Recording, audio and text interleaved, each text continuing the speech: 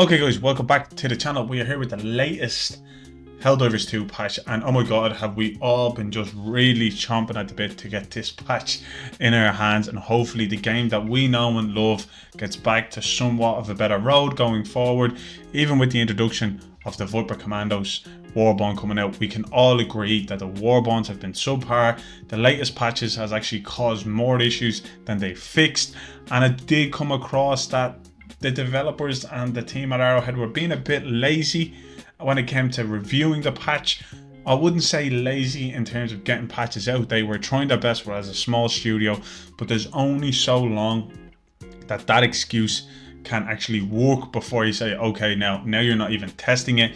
We've all had our fair share of issues, problems, and the game just felt like it was nearly unplayable for a lot of players. We've seen that in the Steam charts. We've seen the numbers drop all the way from nearly 400,000, stabling at about 200,000, and as I covered in previous videos, the lowest peak being at about 48,000, which is still a great number.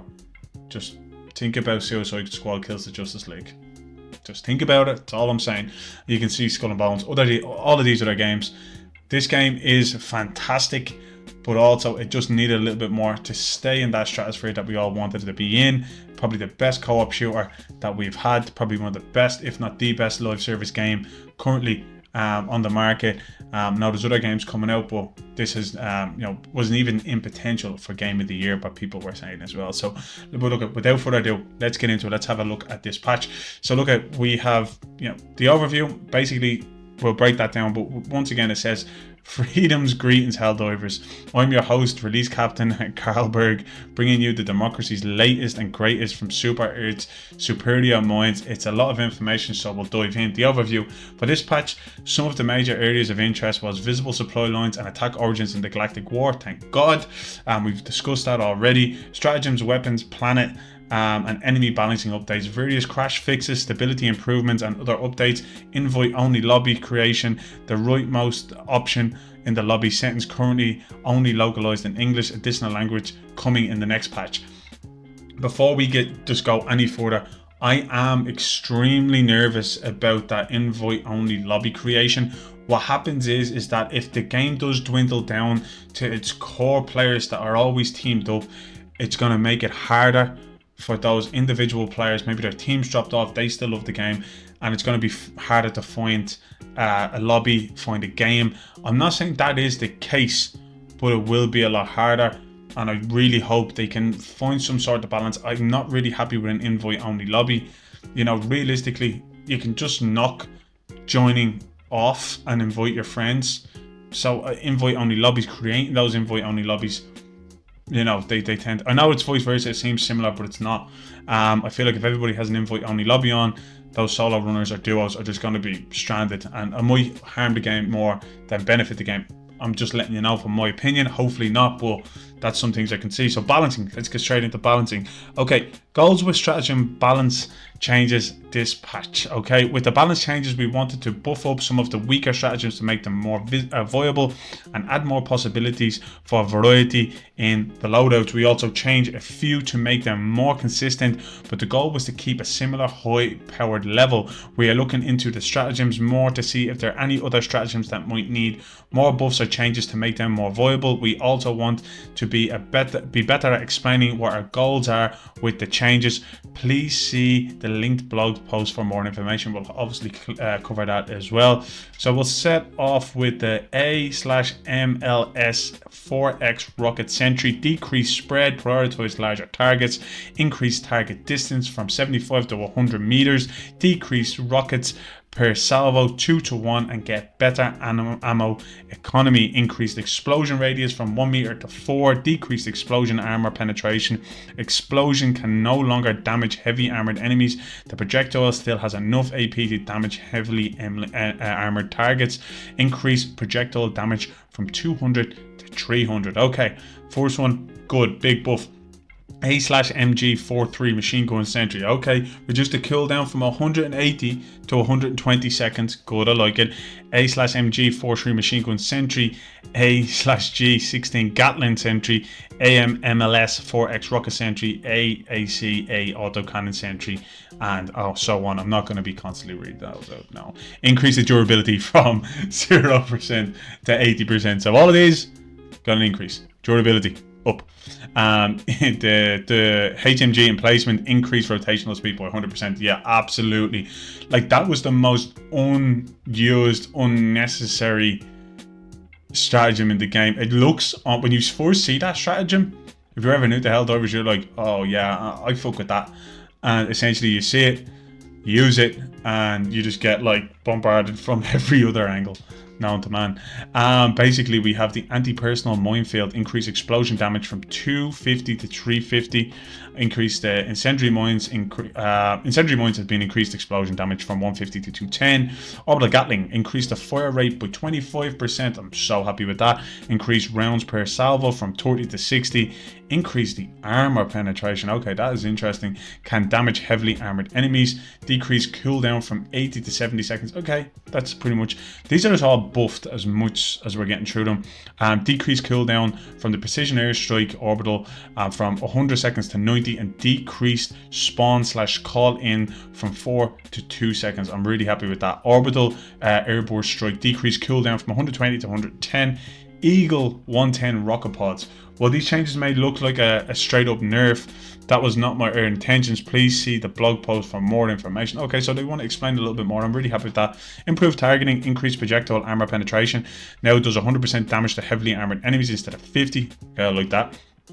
Decreased projectile damage from 600 to 250 to compensate for the improved targeting and extra damage from the increased armor penetration. Okay, so what the way to look there is, okay, if we're going to be able to damage heavily armored enemies, you know, we need to bring that one shot hit straight off the bat, because that could probably cause issues across the battlefield as well. So I can understand what they're talking about there.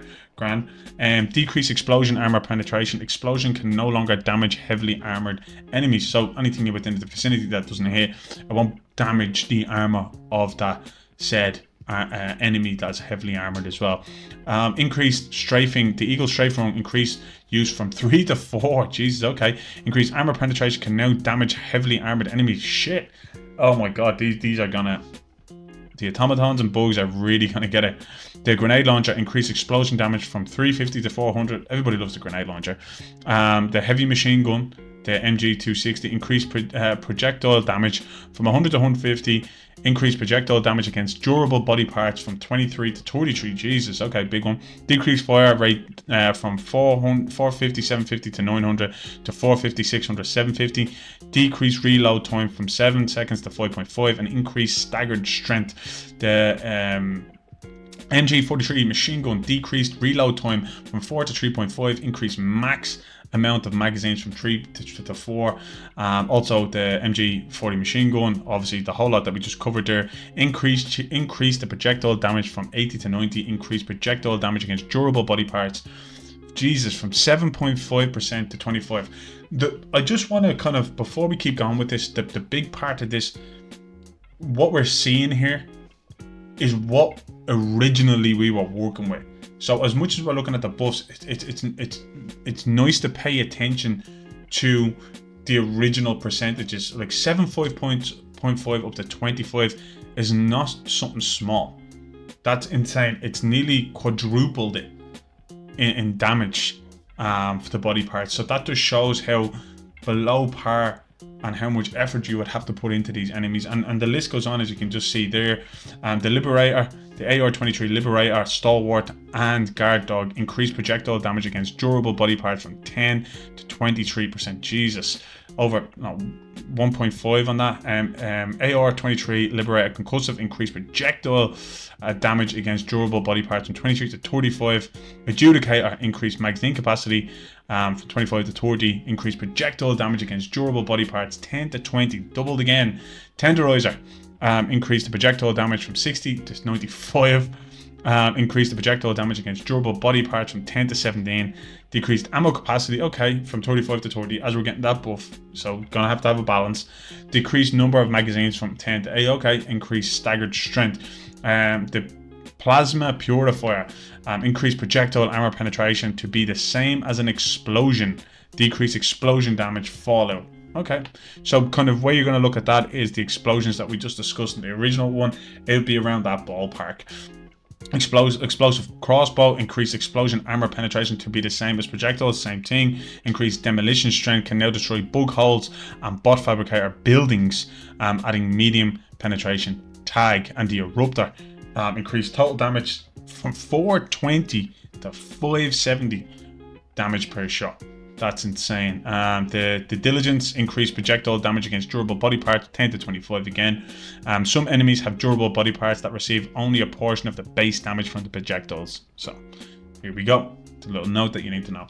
Updated recoil stance modifier. We made changes to the recoil stance modifier to make them more consistent and also reward being prone more. Also, all of them will improve and the recoil and only have been made worse only by 10%. See the blog post for more details on that description. Okay, so now the gameplay. So that's most of the kind of stratagems and guns, which is absolutely unbelievably insane already. That is already the best that we've seen so far. Okay, so the gameplay. We removed the general stuff. We removed operation modifier A defense, reducing the stratagem slot by 1. We want to look over the operation modifier in the future. Right now there are too few of them which become repetitive, and the ones we have do not create variety and promote different playstyles. For now we remove this one because it only encourages players to bring the best stratagem and does not promote variety. Very good.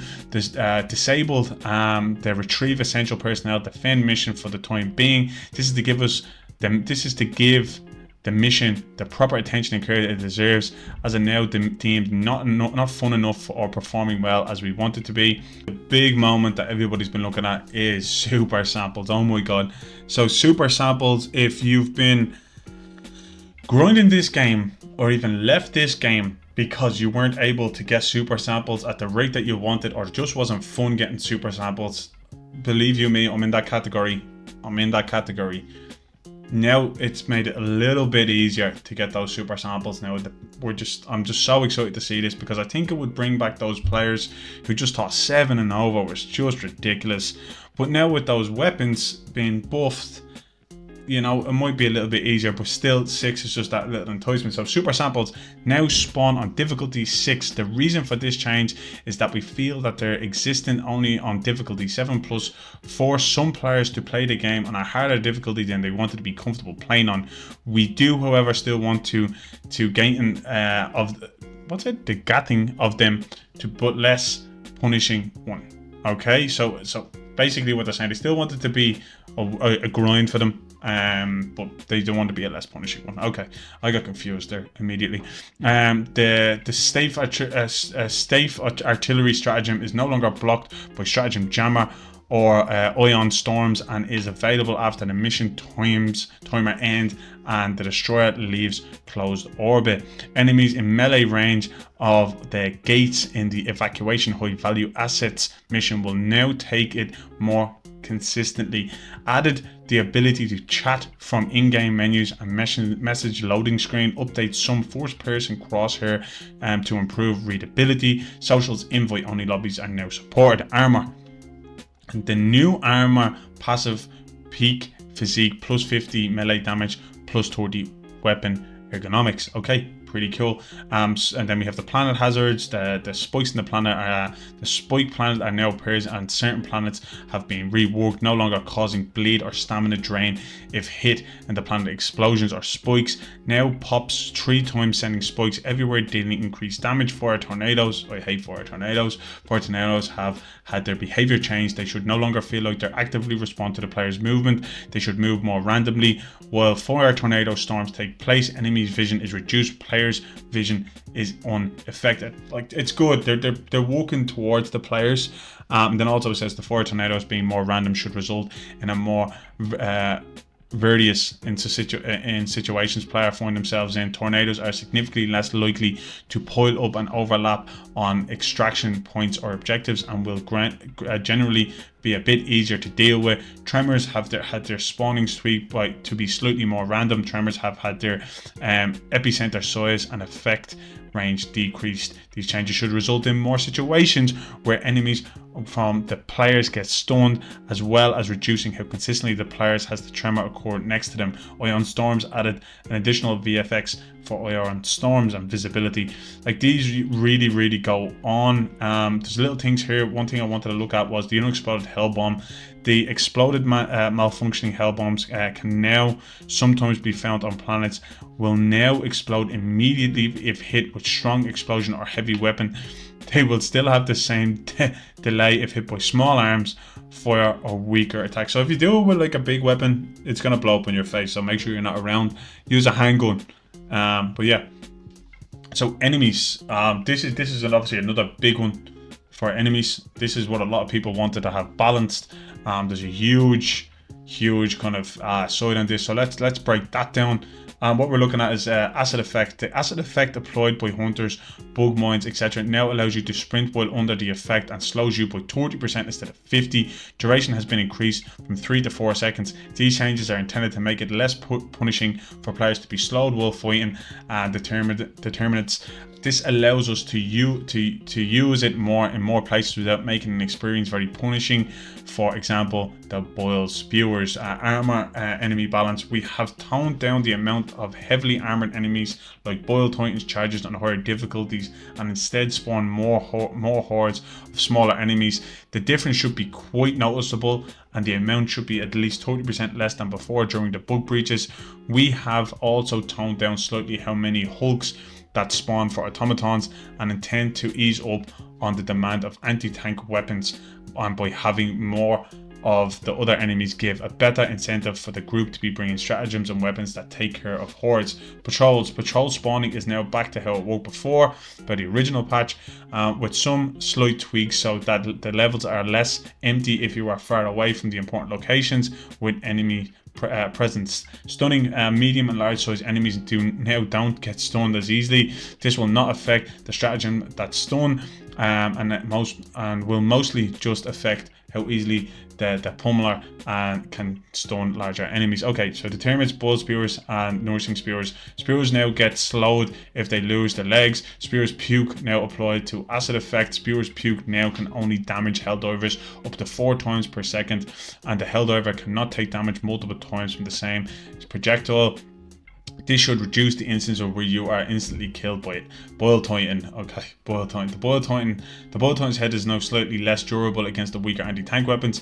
It is not a large change, but mostly matters for weapons like the Railgun. The Boil Titan's Puke can now only damage the Helldiver 4 times per second, and the Helldiver cannot take damage multiple times from the same projectile. The damage is still very deadly, so running through the Puke is not recommended. Their Puke now has a bigger spread. The Charger. The Charger Behemoth is now joining the battle on a higher difficulties. It can now also take more damage than before. This enables us to spawn fewer chargers but still retain difficulty. It makes sense. I'd rather have to deal with 1 than 4 and do crowd control. It's fun. You're able to get away from it as well. If there's 4 of them and you're constantly being knocked over and ragdolled, it's not great. And then the Hulk flamethrower now does less damage and cannot damage Helldivers more than 4 times. Pretty similar. In addition, the Hulk can now be damaged multiple times by the same flame projectile. This should reduce the instance where you are instantly killed by it. Same thing as over and over again. Automaton tank. The tank armor value on the front has now been lowered to be the same as a non-vent section on the rear of the tank. The intent was initially that it was supposed to be more armored at the front, but the visual language did not show that. The vents on the back of the tank turret still have the same armor value as before, but will check for explosion directions correctly now. The damage for exploding automaton jump packs has been decreased by 50% and will still set you on fire though. Okay, Galactic War. I'm just going to kind of have a quick scroll through. Crash fixes, known issues. Okay, so we're just about done. The Galactic War introducing the supply lines. Supply lines will be previously not shown on the Galactic War map, but reduce the clutter and improve readability. However, based on the feedback from the community, we have made an implementation showing them on the map. The solution tries to maintain the general readability while still exposing the system to the players in the game. You will now be able to see which planet and attack the attack origin from, potentially allowing for the community to stop the attack at its source. We have also updated the visuals in the sector of and planet info pop-ups. The fixes, the FAF-14 spear targeting has now been reworked. We all know that already. And then also reload speed on cloud planets is minus 2.5, plus 2.5 on hot planets. The radar pulse detects enemies in the minimap is now visible, and so on and so on. These are just other little stuff, other fixes. I can leave them up there if you have to have a quick read. But basically, what we have here is a complete overhaul of the game. Not only did they double back on some of the stuff that they've done, like the spawn rates, but they've really taken their time to listen to the community when the community had said, our weapons are dog shit. I have to be using a lot of the stratagems or relying on the stratagems. What's the point in having these guns if they don't do any damage to medium to heavy enemies? And then in that sense, metas just become the norm, and like the railgun was basically everybody's primary at one stage, and so on, and the autocannon, and the list goes on to what stratagems are working at that time, depending on what patch nerfed or increased a certain kind of stratagem, but never in the case of primary or secondary weapons. But now it seems like we're going to have a lot of work to do, and people are going to have fun testing out all these weapons, finding what's best for them. It seems like they're really buffed, that a lot of them can do like just about all the damage that you need going forward, and to find what gun works better on what enemy is something that you probably wanted to figure out at the beginning of the game. But hey, look, we are here now. There is some other crash fixes within there as well, like the general crash fixes, you know, that occur when applying wounds to multiple enemies. PlayStation only fix an issue that would sometimes cause a crash when switching between quality and performance mode. Like, there's a few of them here that just needed to be really worked. There's still known issues, don't get us wrong. I'm looking at this and I'm thinking, okay, stratagems might be attached itself to anybody it will deploy at its original location. These are still known issues. I would like a little perk where you can attach a stratagem to any enemy that it goes immediately straight into. So I would really like to see that in the game. But look, guys, that is all for me. That is the full run through of the Helldivers 2 latest patch. Let me know down in the comments below what you think of this patch. Are you excited? Are you happy? Have you found any issues in the game? Let me know in the comments below. And once again, don't forget, hit a like, hit a sub. It would really help this video grow. It'll reach it out to more Helldivers. It'll help the channel grow. And let me know your thoughts on the video overall. How can I improve it? How can I make it better? What did you like? What did you not like? And I'll see you on the next one.